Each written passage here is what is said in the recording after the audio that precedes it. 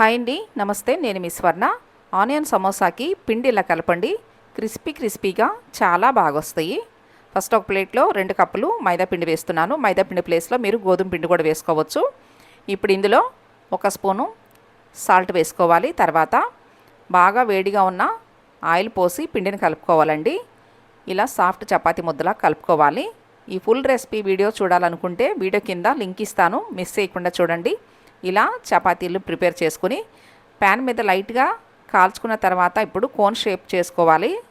ఇందులో మనం ప్రిపేర్ చేసుకున్న స్టఫింగ్ పెట్టుకుని ఇలా క్లోజ్ చేసుకోవాలండి. ఫుల్ రెసిపీ వీడియో చూసి మీరు ట్రై చేసి మీకు ఎలా వచ్చినాయో సమోసాలు తప్పకుండా కామెంట్ చేయండి.